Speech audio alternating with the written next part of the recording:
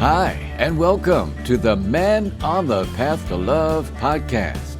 Bonus episode, The Black Belt Trauma Coach, Healing Family Trauma with Dr. Ernest Ellender, a man whose life has been defined by passion, discipline, and a relentless pursuit of growth.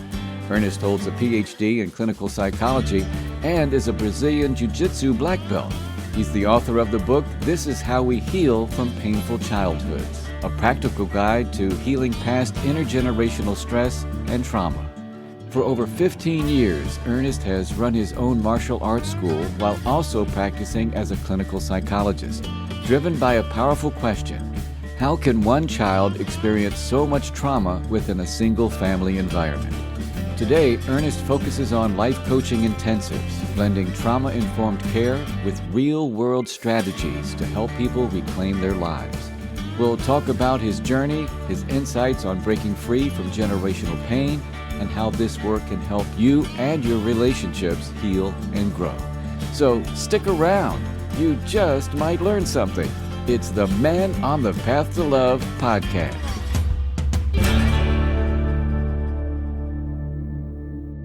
Welcome, Ernest, to Men on the Path to Love. Thank you very much for having me. Appreciate it. Yeah, great to have you, man. You've done a lot of work around childhood trauma, and I want to dive into that. But first, I always ask my guests, tell me your story. How did you get from there to where you are, and you're a black belt and all this stuff? So enlighten us with your story and take all the time you need. Oh, man. Growing up in South Louisiana, running around in the swamps and whatnot, hunting, fishing, and running around shooting with my friends. It was just kind of Tom Sawyerish type of my image of it. It was just fun like that. I love growing up here. I had a solid family. They really stressed a lot of education, so I went all the way through, get my doctorate in clinical psychology. Yeah, I came back home as soon as I was done with my degree. Wanted to get back home, back to family, friends, and whatnot, to get started here in my career, you know. And I'm curious, what led you to psychology and this trauma work? You know, my parents were they really modeled a lot of contributions to the community, either through charitable causes or directly through direct service. My mom worked with United Way for a long time, then The Haven, a domestic violence shelter.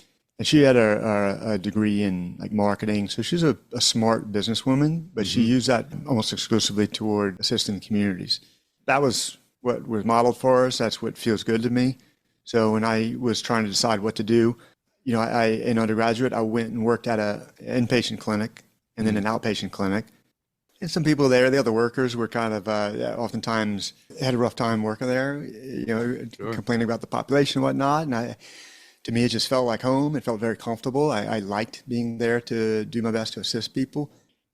It's kind of funny because my getting into it, I felt like I was so blessed and fortunate. I was so fortunate to have been raised in South Louisiana, this day and age, with loving parents. I definitely had very loving parents. And so when I ran into all these people who did not have that, were not raised with it, I felt like I kind of almost wanted to share that with them from a very professional, educated perspective.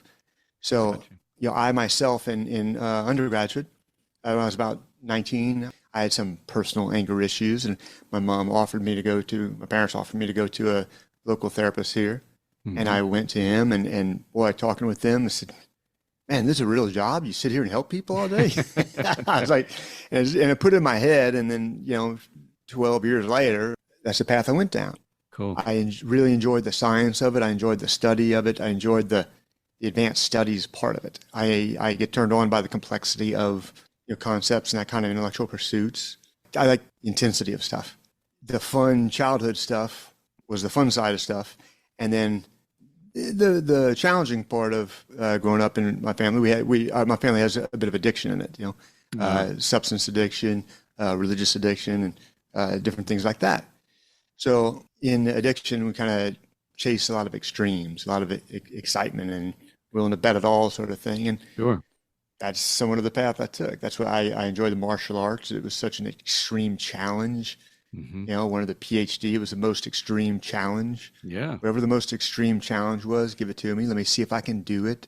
And that was part of what drew me to this, the topic of childhood trauma, while we were studying all these different things, they have a lot in psychology. There's a lot of like, here's a symptom and here's something to treat this symptom. Right. Here's a situation, this is how we treat the situation. And in intergenerational trauma, where I got home, and when I was working with these different clients for the first time, I had my own clients for long periods of time, like for months and years. And it was really confounding. It was confusing to me how one human being can experience so much trauma in one family, in one generation, without outside intervention. And sometimes this was back in the day, back in the 60s and 70s, rural Louisiana, where wasn't a lot of built up ways to protect children or protect violent, what do you call it, domestic violent victims and all. Yeah, yeah. But even today, a lot of this persists, and it persists throughout everywhere. But it was confusing to me how, Yeah. Well, you mentioned doing inpatient and outpatient.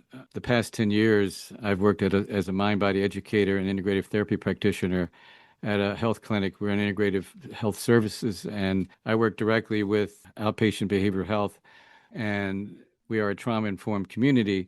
And so I'm very much aware of that, and we serve the underserved population. And when we intake our patients, they get the ACEs studies, the Adverse Childhood Experience study or test. And I'd like for you to share what that is and talk a little bit about what that is and how it determines how you focus. First off, let me just say I appreciate that that's the field you work in. It's so relieving to know that there are now these growing services that were not there when we were 10, 20, even 20 years ago, much less 34. Oh my goodness. Yeah, when I got this job, I'm semi-retired right now, and so I'm working 2 days a week. But I was just pinching myself that I had a full-time job doing what I do and being able to serve the underserved. So I get that. Yeah, that is rare. It's a frustration. It's difficult. If you're not working in a lot of times, oddly, insurance doesn't cover a lot of these things. And it's very frustrating to want to serve.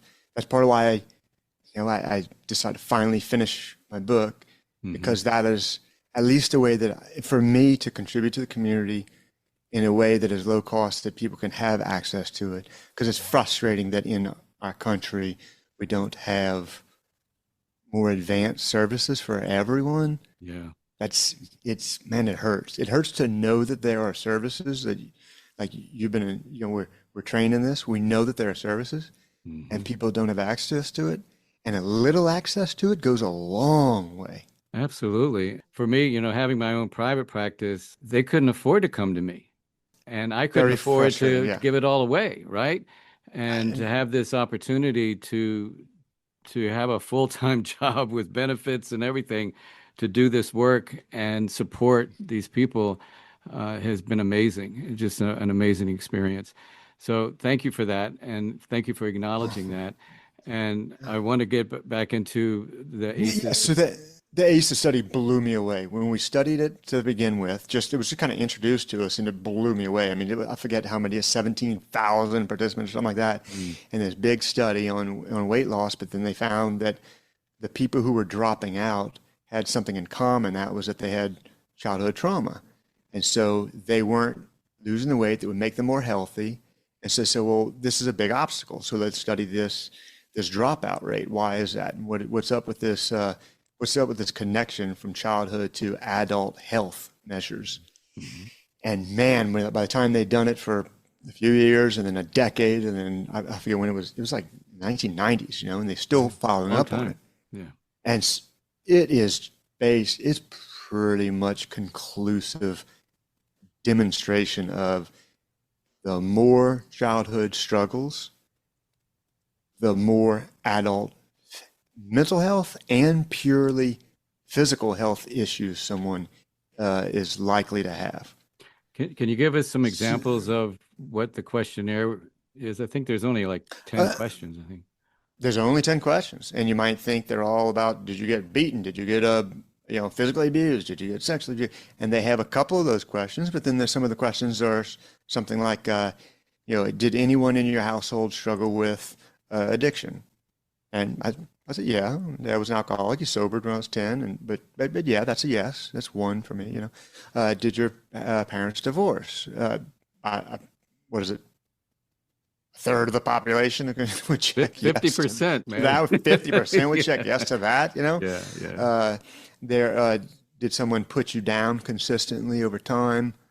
You know, and then they have the questions about, you know, physical or direct abuse. Sure. Sure. Yeah, and Yeah. you can find it online easily. It's on my, I put it Your website, I on saw my that. website, Yeah. healfromchildhood.com, because there's this problem that a lot of people think, and I did this on accident to myself. I said, I've come from a wonderful family. My clients came from rough families. So I'm focusing all my efforts on them and not applying the same stuff to myself Yeah. because my stuff wasn't that bad. And the ACEs study just showed us it doesn't matter how we judge these things. It's just basic fact. Yeah. If in childhood you encountered prolonged, so chronic stressful events and stressful situations where you didn't feel safe or it wasn't structured and safe, and you didn't have that kind of support to address those struggles in childhood, then there's a natural development of difficulty maintaining feeling safe.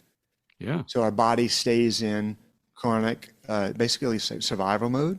It's like the baseline every day, not every once in a while. It's like every day. Every day, fight, flight. And then important for childhood is the other two, which are freeze and fawn. Mm-hmm. Because most children, when they're in a stressful environment like that, they're not able to, I mean, a child is not able to fight adult world or run away from adult world. And therefore, they're left with these other two rather miserable options. They're all miserable to be stuck in survival mode. But freezing is like is where you dissociate and you like separate from reality. So we get a lot of numbing, a lot of dissociation, Right. Shut a lot of down. derealization, shut down. The body kind of shuts down and separates from the body, separates from the world. And then there's also the fawning response, which is there are predators around. There's danger in the environment, so I'm going to shape my world around those people. So I fawn the people around me Right. in order to survive. Yeah. It's all So, survival. and these things, not only do the ACEs studies showed us that they impact our direct health, which we kind of theorize that it's when our bodies are in sympathetic nervous system, in survival mode, it reroutes the blood flow through our body. Yeah. The blood flow goes to our heart to pump to the muscles that are needed for fight, freeze, all those things. But it pulls it away from our digestive tract. Yeah. So in moments of danger, our bodies don't need to digest food. But if we're stuck in that mode, then our bodies are not digesting food properly and bringing those nutrients and micronutrients to our extremities to heal. So we have a slowed healing factor that has a cumulative effect on our medical bodies, right? Just on our pure bodies, on our anatomy. Yeah, and the whole, vagal theory, the vagal system, and it gets all out of whack because of that. It's Yeah. stuck. Yeah. And so there's a direct purely medical, but then there's also the impact on our decision making, especially as it relates to your topic on the podcast, finding love. Yeah. Well, if my survival response is to fawn to the people around me, then I'm going to de-emphasize or deprioritize my own wants and needs and prioritize the other person. Yeah. And therefore, and we can only do that for so long before we are basically self-sacrificed and developing resentments, and the other person is kind of tend to pair with takers because we're givers. Yeah. Yeah. This was the error that I made in my own life. Regardless of how much we study all this stuff, it doesn't make us impervious to the impact of it. True that. I mean, well, Yes. I reflect on myself, and I've talked about this on my podcast. I haven't said this, but I score like a 7 on the ACEs. So, Oh, wow. Okay. Yeah. a lot of childhood trauma, and part of that was, my parents were divorced. I went to live with my mom. I was 6 years old. 8 years old, she gives custody to my dad, who was a functional alcoholic. And thank God. But 5 years later, she dies cardiac arrest. And I hadn't seen her in between those 5 years. Never saw her. Okay. And so fast forward to my relationships, that whole abandonment issue of I overlapped all my relationships, including my first marriage. I've been divorced 3 times. And it was because you're not going to leave me, I'm going to leave you first. So I always had to have someone. And I'm just saying this and bringing this up again to illustrate how these traumas impact our relationships. And I'd like for you to go into some detail around that. We'll take that as a precise example. I appreciate you sharing that with people because so much of it is, man, there's just so much toxic shame involved in our traumas and whatnot that when you have a fear of loss of relationship, so our childhood brains comes up with different rules. In order to survive, I need to do this. There are different categories, and my goal was to come up with a format that we can follow to systematically address these things. That's what your book does. That's what my book seeks to do, is to have a holistic approach. So when it comes to what we're talking about here, what you shared is there are different categories of what we call traumatized, that a child's brain subconsciously comes up with in order to survive. So the people who are supposed to love and protect me will do what? They will leave me or they will hurt me. Okay? That means that the next trauma lie is, in order to survive, I must what? I must fight, I must fawn, I must be perfect, I must serve a purpose, I must what? I must be a good boy, and when you're not a good boy, you better hide that stuff. And I better leave before you leave me. Right. So if there's that subconscious, the person who is supposed to love and protect me, my first wife or second wife, is going to hurt me, then it makes absolute perfect sense. Yeah. To be the one to leave. I mean, you'd be stupid not to. And that's where we slow down, we think about the traumas for a moment, pull that out of the subconscious, say, okay, well, these are the lies of my childhood brain is trying to guide me to success in adult life. And then you want to have something to replace that with. Some kind of life truth, like there are people who will hurt me and there are people who will not. There are people who are stable and healthy enough to be there for me. And can learn to be there for others. And I can see somebody hearing that, and myself included, I hear it intellectually. I hear that, yes, this is true, that there are bad people. There's also good people. Yet I keep going to that. They're bad people. I'm going to get hurt. How does someone overcome that deep subconscious wound? It is a complex process, right? So, not to laugh at it, but yes, yeah. Yeah, well, it's very good to keep humor and understand we want to have a lifelong process. So we can't make it all serious and intense all the time. Right. We want to have this, okay, it becomes a normal thing. My book is structured in terms of rules. It's just a little easier to remember and apply rules in the moment. So a starting point here would be something like Rule 18, which is will versus skill, both are necessary. So in a relationship, if I want to have a thriving, stable, healthy relationship, both people have to have both the will to be that and the skills to do it. Right. I can really want to be healthy, but not have control of my own fight response. So when you do something that makes me fear rejection, I fight back, I attack, I counterattack, even though you didn't attack me, but I counterattack, that defensive reaction. Right. So I don't have the skill to recognize what I'm doing or the skill to recognize what you're doing that's sabotaging this relationship. Or even to take feedback that you're being that way. Precisely. So, we have this, I have a little scale all the way from at the very bottom, somebody who's really toxic, all the way to at the top, really thriving. And if we look in the cognitive, behavioral, and emotional realms of functioning, there are just a bunch of micro skills that are involved. So like the first 11 rules are kind of focusing on self, like how do I control myself? How do I get to know myself? How do I control my autonomic nervous system better? We learn how to self-soothe so that I'm not jumping somebody's case. I learn how to teach my primal and learning brain to differentiate between real danger and fake danger. Somebody commenting that I did something wrong is not life-threatening, so I don't need to go into full-blown aggressive survival response mode. Well, I have to get that control over myself first.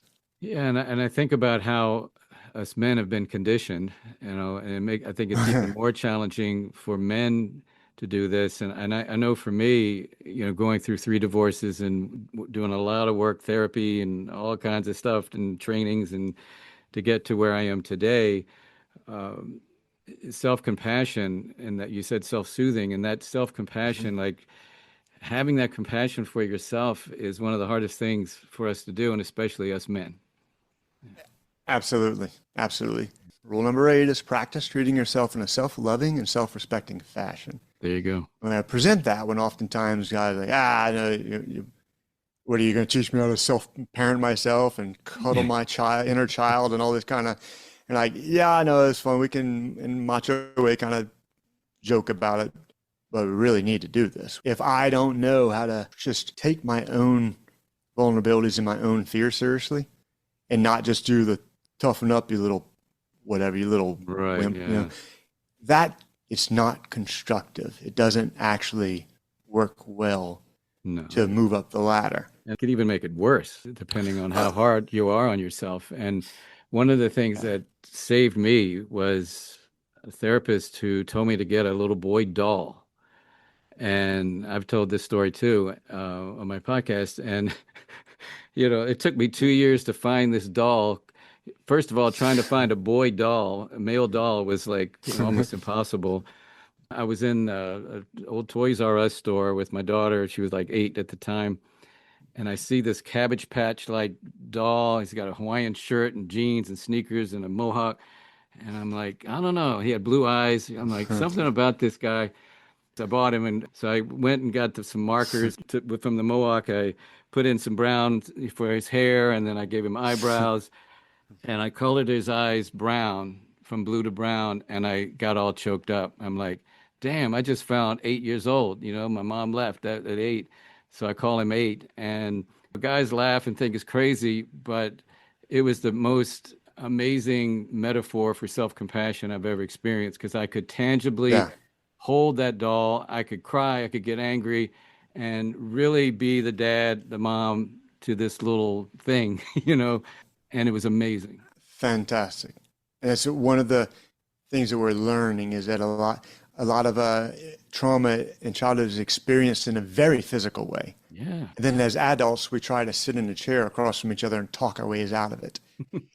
Yeah. So a lot of the new, really wonderful treatments are much more physically involved. They're activities, these external objects that we're able to interact with, and it has a much more experiential, physically experiential. It's just those kind of things can unlock a lot of things. Mm-hmm.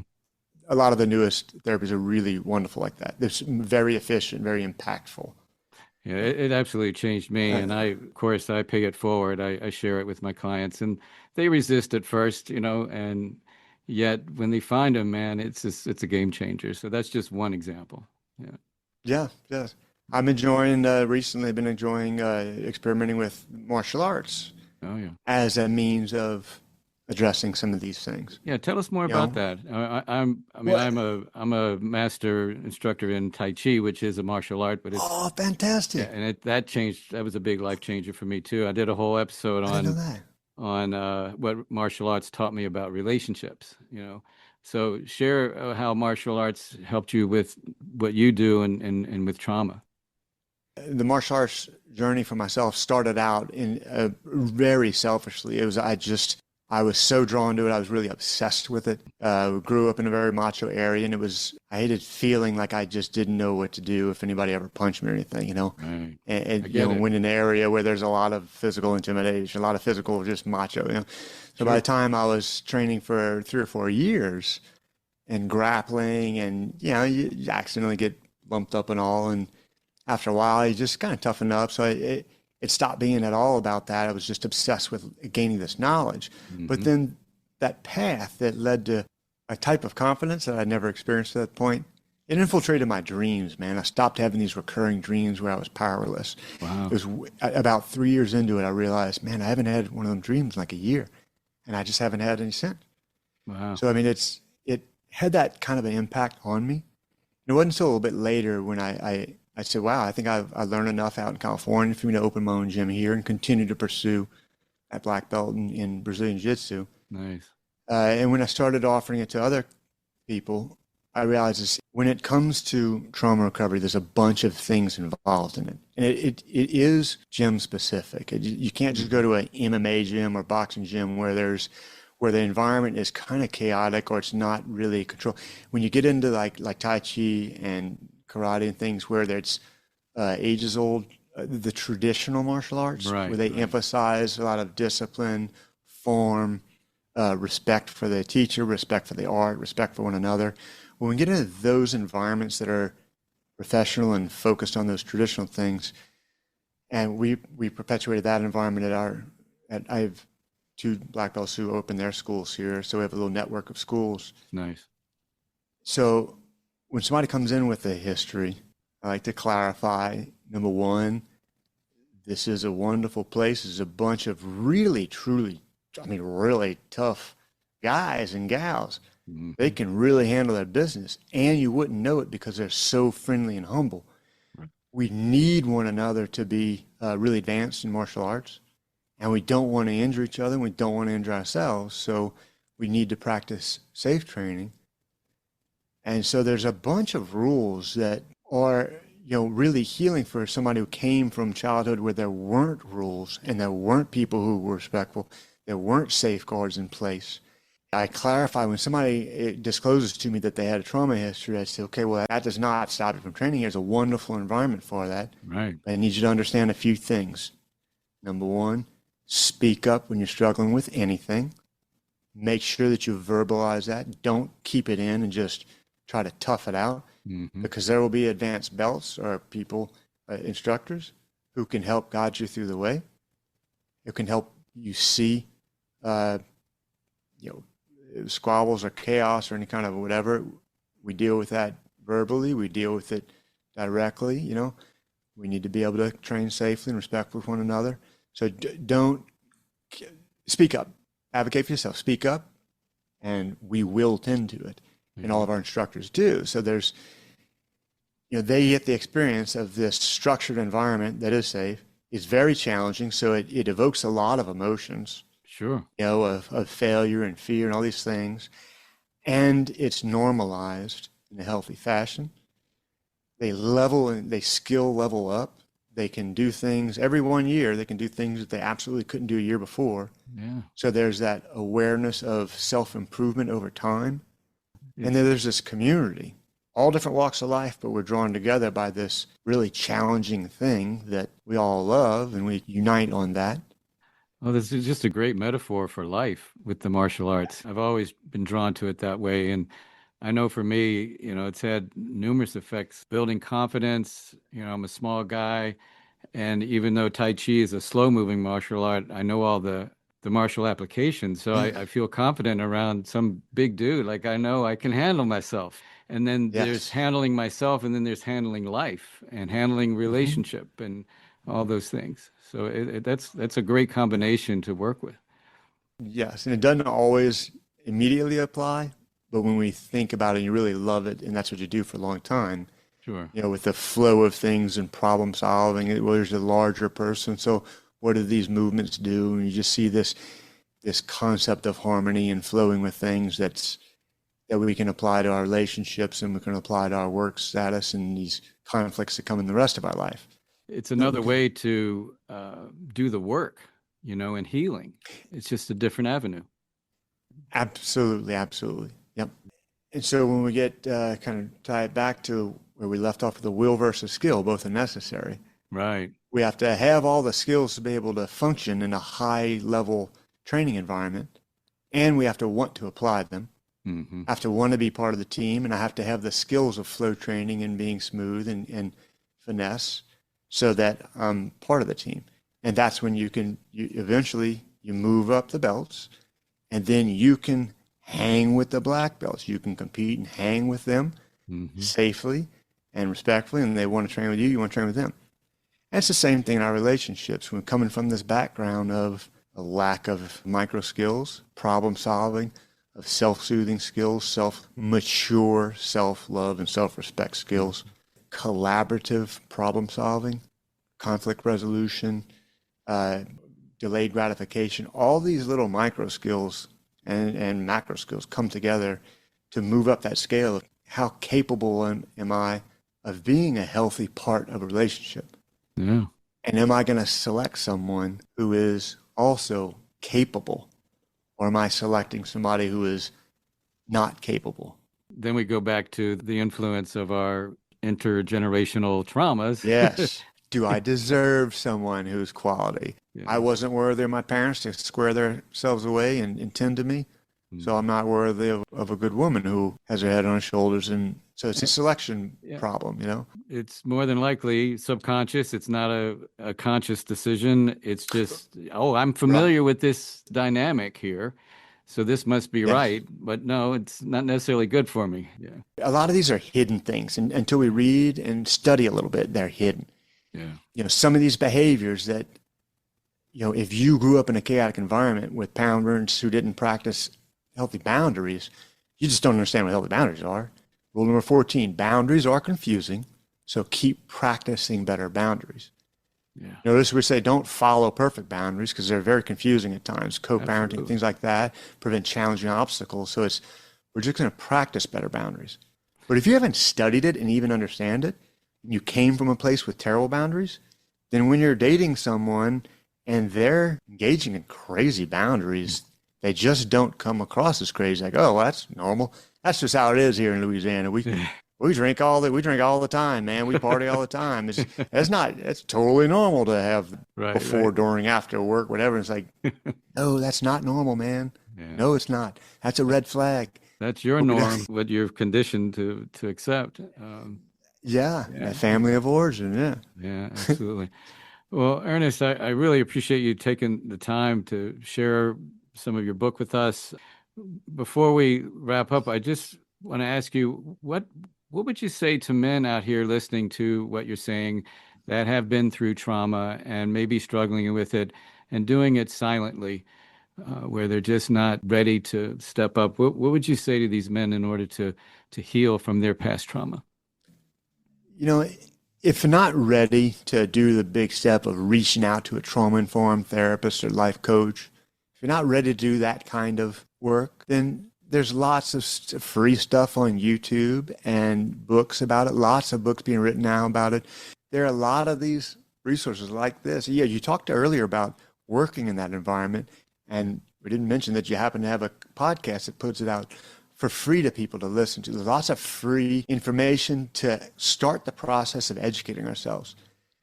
And to guys who are thinking about this, look up complex PTSD. Even if you don't think you have PTSD, I never thought I don't have PTSD. Yeah. But when studying the stuff, realized there are a lot of these components. When you were raised in challenging childhoods, there are going to be a lot of these components that you can just educate yourself about. Yeah. And as you start learning these little confusing things, you know, like, oh, you don't just tough it out. That doesn't actually work really well. We educate ourselves, develop a little discipline here, and that opens doors to us. Sure. So that when we study it a little bit, you know, for very low cost books, free podcasts, free YouTube videos, find these guys who are really on that topic, and we just flood ourselves with that kind of information. Make it normal. Yeah. Make it normal to listen to it for several hours a week at least. Yeah, and do it a lot. Repeat it over and over so your brain will take it in. I talked to my clients that, like, basically in childhood, they were brainwashed either verbally or experientially in these negative ways. And we want to counter that with positive brainwashing. We're going to flush out these old, really toxic messaging and flood our brains with intelligent, empathic, healing, reality-based information like the ACE study informs us about. All the good stuff. Let's brainwash ourselves with this kind of podcast, right? Absolutely. Well, if my listeners want to get a copy of your book or know more about your life coaching, how can they get in touch with you? I have a website, healfromchildhood.com, which really focuses on the book, which is called This Is How We Heal from Painful Childhoods, Practical Guide for Healing Past Intergenerational Stress and Trauma. And then I also have my website, ErnestEllenderPhD.com, for my life coaching and trauma coaching services that I offer. Very good. Well, I'll make sure I have all that information in the show notes as well for those who need it. Thank you so much. And again, appreciate you doing the great work for people, on all the different levels in these 3 different formats that you're doing, your work, podcast, personal life. Yeah, awesome. I'm on a love mission, man. So I'm trying to just spread the love. You know what I mean? So Outstanding. All right, man. Well, thanks so much for taking the time again. I wish you much success with your practice and your book, and hopefully we can chat again sometime. I do hope so. Thank you so much, Bill. And that will do it for this bonus episode of the Men on the Path to Love podcast, the Black Belt Trauma Coach, Healing Family Trauma with Dr. Ernest Ellender. I'm Bill Simpson, your host. Thank you for listening. And thanks again to my guest, Dr. Ernest Ellender. You'll find links to his contact information in the show notes. And if you got something out of listening to this episode, then please share the link to this podcast and share the love. And until next time, keep your heart open and stay on the path to love.